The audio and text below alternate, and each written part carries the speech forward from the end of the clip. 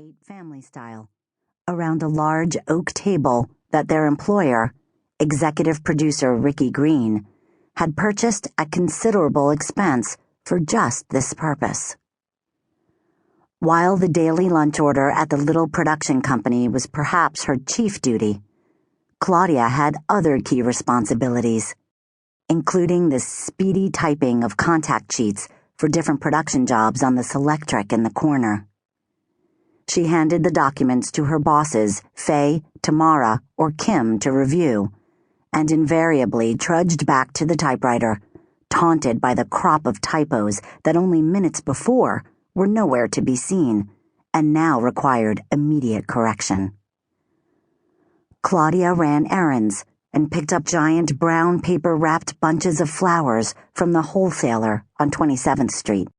Ricky, who'd gotten into the business of producing television commercials because he wanted to wear jeans to work and considered restaurants and a place in Idaho important, arranged the flowers himself in various Depression-era pottery vases from his sprawling collection. Claudia FedExed gift certificates from day spas and salons to clients whose birthdays had almost been forgotten.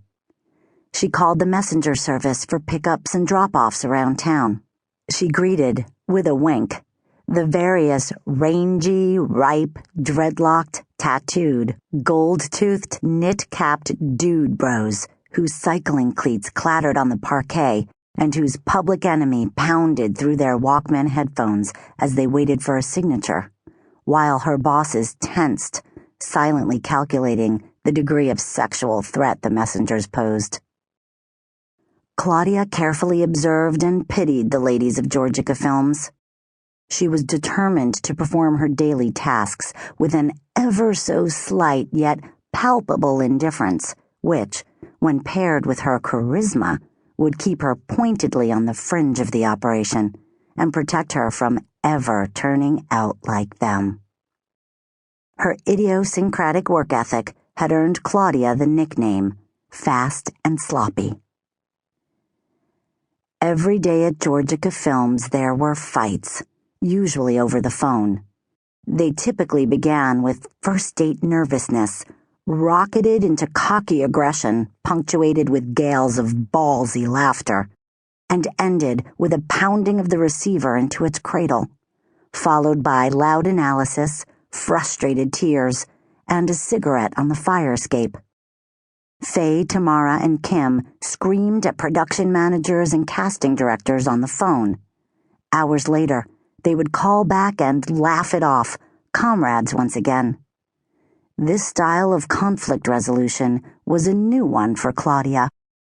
In the home of Claudia's mother, Edith Mendelsohn, fireworks had always been followed, swiftly, by cataclysmic ice ages.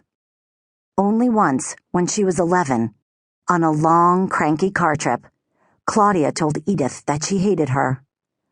"I hate you!" Hearing the hot syllables leap from her throat had been satisfying. She'd heard other children rage at their parents similarly, with negligible consequences, and telling her mother she hated her made young Claudia feel, briefly, normal. But she soon regretted it. Edith didn't react suddenly. Her hand didn't fly into the back seat to box an ear.